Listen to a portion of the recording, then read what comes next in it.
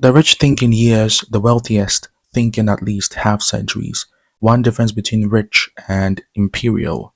If you are watching this, this is to step beyond strategy and into empire thinking, a way of seeing capital not just as money, but as a tool to shape civilizations, dynasties, and destinies over 50 years.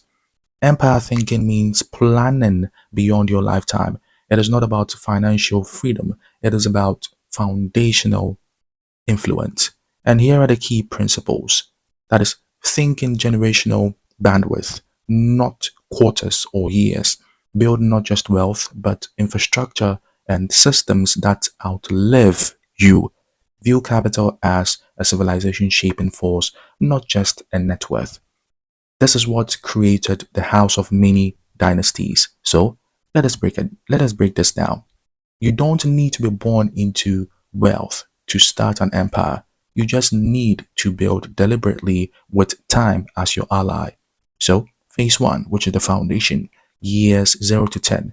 The objective here is to build skill based income, accumulate asymmetric capital, focus on ownership, equity, cash flow in businesses, delay lifestyle inflation, that is, reinvest every dollar. Identify an operator or integrator early. Phase 2, fortification, years 10 to 20. The objective here is to lock in yield, diversify exposure, create multi-country resilience, private credit, infrastructure, energy, logistics. Build a family office structure, even a lean one. Begin estate planning and capital vehicles. Phase 3, which is expansion, years 20 to 35.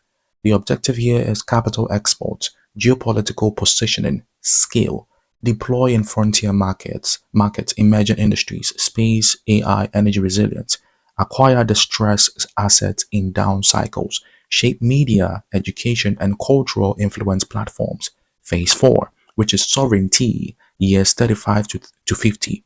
The objective here is to immunize your empire from volatility and external control, own your supply chain, influence local policy, fund think tanks, pass on a portfolio designed for power, not just passive income, embed your philosophy, not just your money.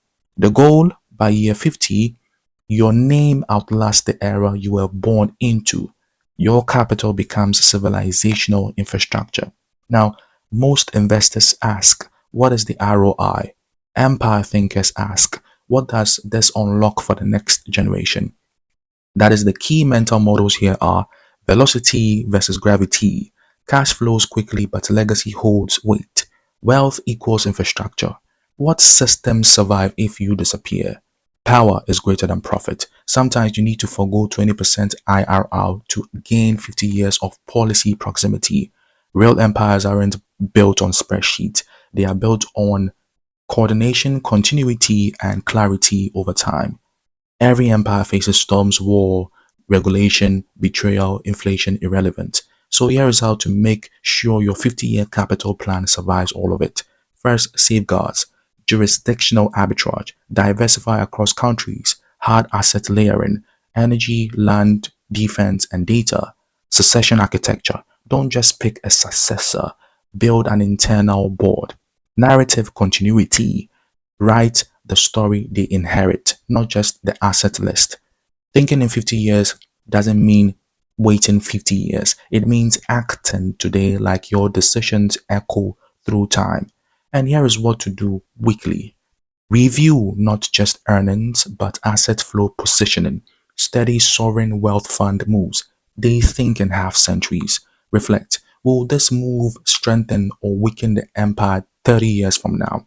Build deep trust based relationships, not just fast partnerships.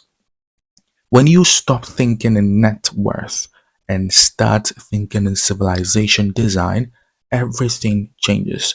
This is the mindset of nations, of dynasties, of billionaires who understand that wealth isn't money. It is a system that governs the future.